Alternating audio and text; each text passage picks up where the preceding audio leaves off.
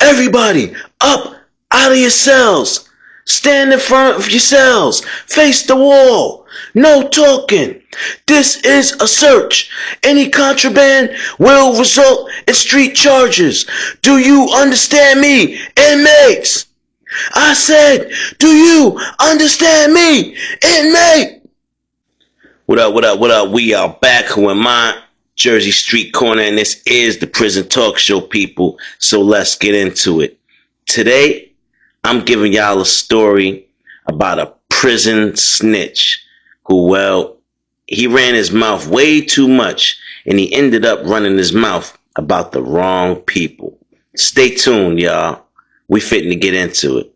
Now, one thing you always got to look out for are people that get caught doing dirt, but they don't go to lockup. They go to PC or another pod and blend in. So that's getting caught fighting, and only one person is verified as going to lockup. Getting caught with a phone, but you still get visits. Getting caught with a weapon or a tattoo machine, and you just got moved to another block where nobody know you. Nobody notice all the COs pretty much ignore you because they not worried about you. This guy that I'm talking about, he's one of them. He is the prison snitch, people. He has no morals, no honor, no limit. Look out for the guy that don't got nothing to do with the convo, but he always there. And he don't talk much, he just listen. Now let me take you through the chain of events that happened this crazy day. It was a Thursday morning. Me, Dee Dee, Be Real, Be Murder, Don, we mobbing on the block. We just wasting a little time. We trying to wait for Josh to get back. He went down to the law library early. Said he had to do a few things. He trying to work on his case. So we waiting on Josh to get back so we can go walk the track. We done bust a move. We're going to go put something in the air. Y'all already know. Now, this is our normal routine. And after that, we normally come back in and start doing what we do in the pod, which is mayhem. Normally, we settle beefs. We start beefs. We approach the neutrons, bully them to either get down or lay down. You know, the normal vibes. Now, Josh came rushing back, speed walking through the pod, trying to get to us as fast as possible. So we are ready on alert. We like, oh shit, something going down. Josh get back to us. He out of breath. He like, whew, whew. They're like, yo, what's good? What's good? You good? You good, homie? Yeah, I'm good. I'm good. Yo, I just heard the COs talking. When they was passing by the law library, they didn't see me coming out the exit. I heard them saying that in the next hour, they about to come and raid the pod, y'all. Get all the homies together. Let them know they got to start stashing whatever they got. Weapons, tattoo machines, phones, you know, anything you're not supposed to have. Get rid of it. Food from the mess hall that you brought back. Get rid of it. Stash it. Do something with it. Cause you gonna catch a charge. They coming and they coming for show. So right away, we scrapped the idea about going out to the yard at this moment. We're like, all right, let's go clean up our cells. Make sure we all good. Don't nobody need to be catching no charges. That's what we do. We each go back to our cells, y'all. Start cleaning up. Now, out of respect, you know, for your bunkie, whether he's down with your gang or not, you got to give your bunkie a heads up because that's your house. They finna come into your house. If they find anything in your house, it don't matter if it's yours or your bunkie's. Y'all both catching that charge. So you tell your bunkie right away, hey man, look, you got them dirty magazines. Put your phone up. Do whatever you gotta do. They coming. They coming to raid these rooms real soon, and we need to be ready. And of course, they follow suit just like you. Clean up.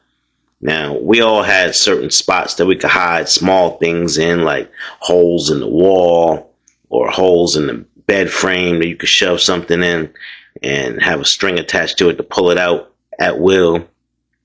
But if you had something like a TV with the serial number scratched off on the back, oh, you might as well just leave that out in the day room, homeboy, because they catch you with that. That's a stealing charge right there. They gonna know immediately that you stole that and scratched the serial number off, and that's a charge. So now everybody is worried about what they got in their room.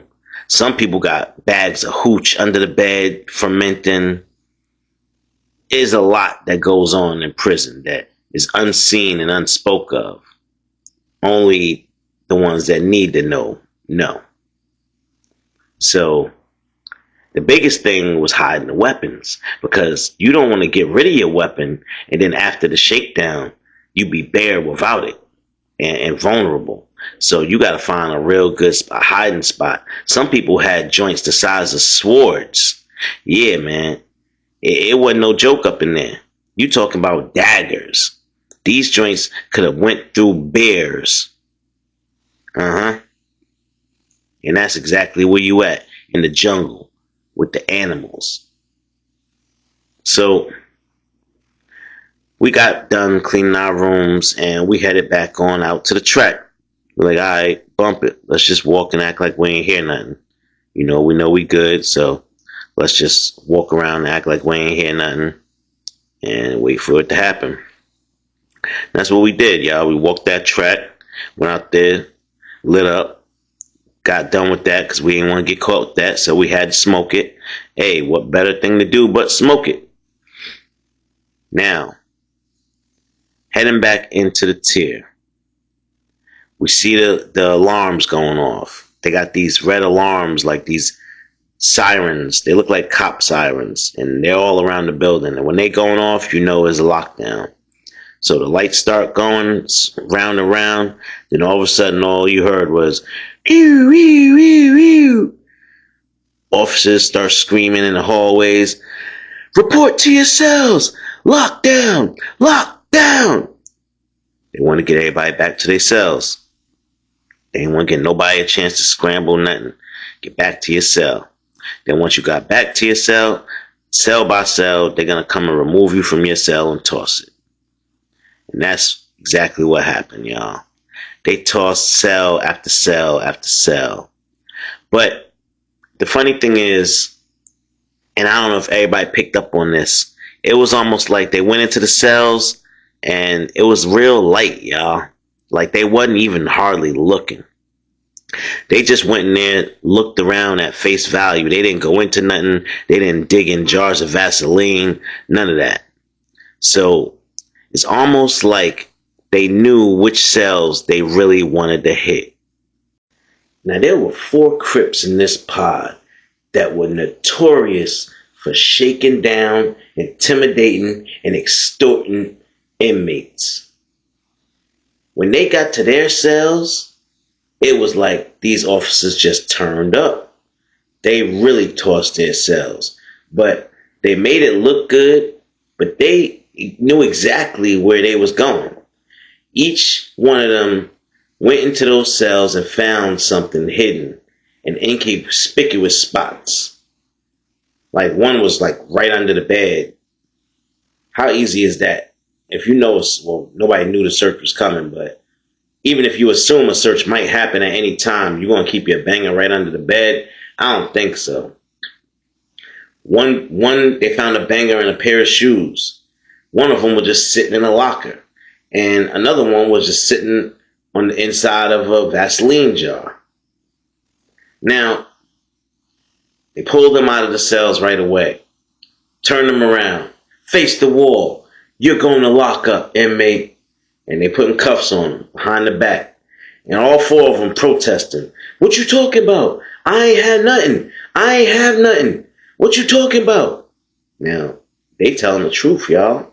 They like, weapon? Nah, man, I ain't had no weapon in there. I ain't had no weapons. And officers, they don't want to hear that. Shut up, inmate. And they walking them on out. Back to lockup. Now, they about to catch street charges, y'all. They about to get sent off the block to the back room.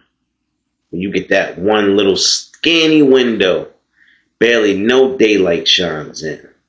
Where you just sitting in the room all day long, talking to either yourself or talking through the walls to somebody on top or on bottom.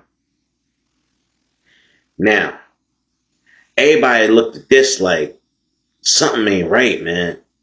Something ain't right. Them dudes, they didn't need to carry weapons. They were so scary, people were scared of them.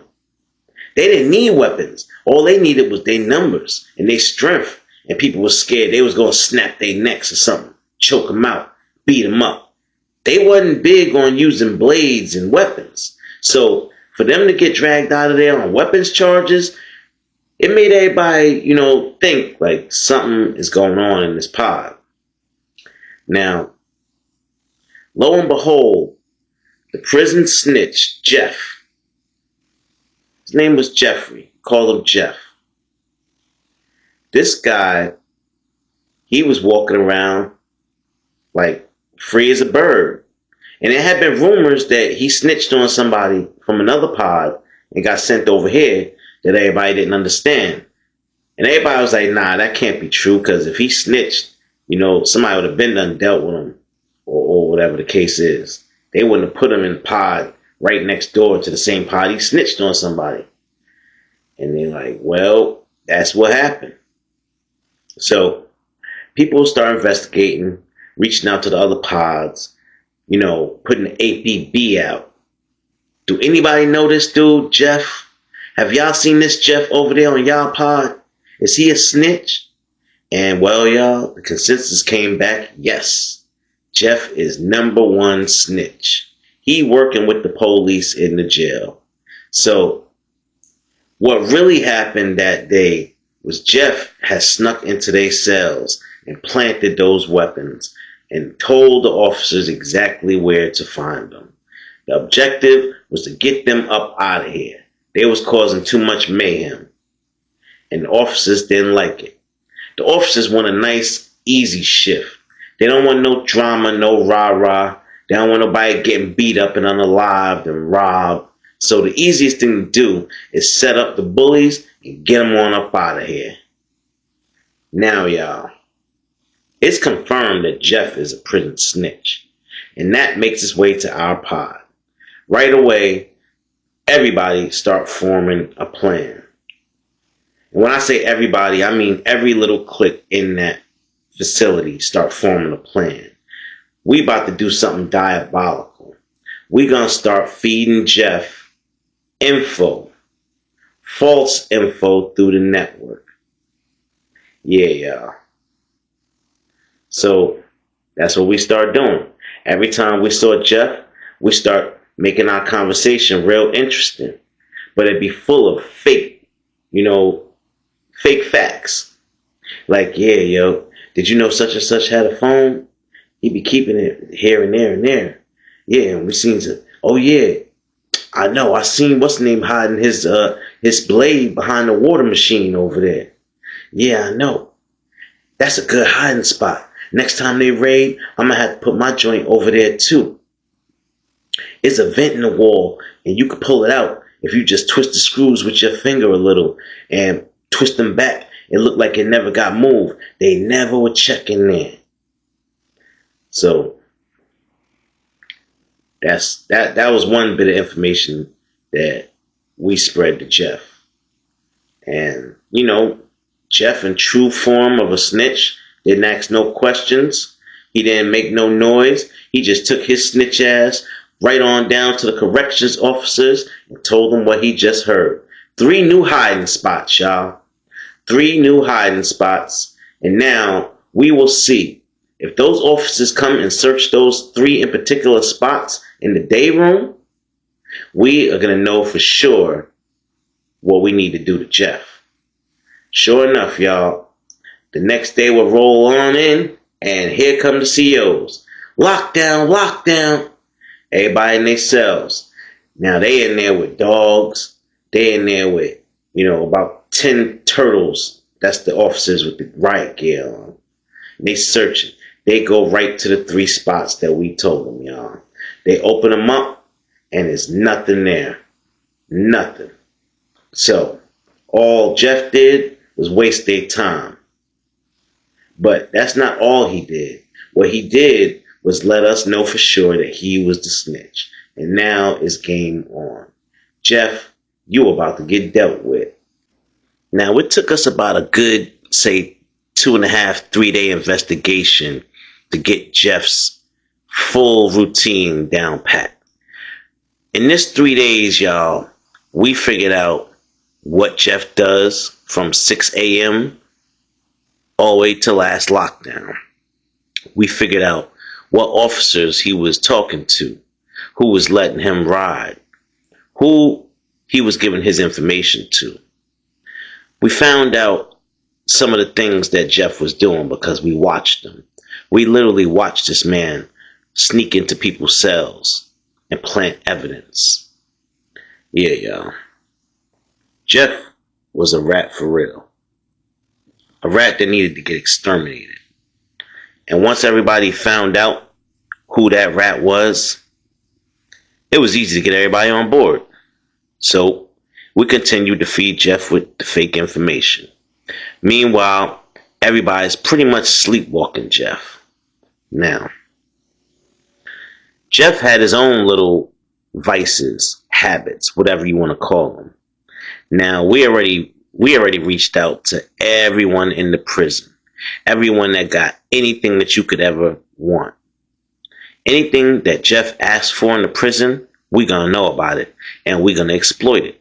So when Jeff goes to the weed guy, and he goes to try and buy him a little bag of trees to smoke on the dolo, we're going to let him buy them trees, y'all. Now we know your intentions. We know you planning on going to hide in the bathroom in the back at some point to burn them trees. We just going to wait. We just going to watch, y'all. And that's what happened. When Jeff thought everybody was busy, nobody was paying him no mind, he twisted up and he snuck on back there to the bathroom. But we on him like hawks, y'all. We are on Jeff. Because Jeff is fitting to get this prison justice. Ain't no way in hell you going to be up in here snitching on people like that and think there won't be any repercussions, my boy. Soon as he slid in that bathroom, about 20 bloods followed in. Jeff couldn't go nowhere. Jeff probably wanted to scream, but he opened his mouth and nothing came out. He was dumbfounded, y'all. He just sitting there looking. And at this point, I think it flashed through Jeff's mind that it's over. It's over. It wasn't nothing left for Jeff to do but drop to his knees and accept what was about to happen to him. There was no fighting back. There was no begging. There was no talking. They bum rushed Jeff, y'all. When I say I never seen somebody get stomped out like this before, you know how in a shower the floor is slippery. It's like that linoleum or whatever, tile or whatever. There was so much red stuff all over the floor. People was like slipping and sliding in it. Getting back up and straight to stomping on Jeff some more. The purpose was, well, Jeff wasn't leaving that bathroom, y'all. At least not in one piece. Or at least not walking by himself. They beat Jeff. Just beat him and beat him and beat him till he wasn't moving no more. Ain't nobody checked no pulses. Ain't nobody looked to see whether his eyes was moving or none of that. Nothing. Jeff is knocked out on the floor, still getting stomped out, y'all. They still teaching this man a lesson. You do not snitch in the pod. And well, when they left out of there, y'all, Jeff was face down in one of the toilet stalls. They put him in the toilet stall with his face in the toilet water, y'all, and left him there. Flushed the toilet a bunch of times and just left him there. Everybody ran up out of that bathroom. Ran. When the prison guards saw all 20 people running out that room, y'all, they immediately called the code, threw the lights on. Lockdown, lockdown, lockdown. What's going on? Lock it down. Everybody was already running, tossing clothes that had red stuff on it, all of that. Nobody wanted to get caught. Everybody washing their hands, washing their knuckles, all that. And they came in there with the stretcher, y'all. Dragged old boy out of there. And that was just that. He got dealt with for running his mouth too much. He should have kept his mouth closed, y'all, and stopped trying to be a hero and a prison snitch. Because y'all know what they say. Snitches get stitches. Alright, y'all, listen. If you like that story, I need you to go to my channel, subscribe. Hit that like button. Hit that hype button. You know the vibes. And as usual, this is your boy JS Corner on the Prison Talk Show. And I'm out.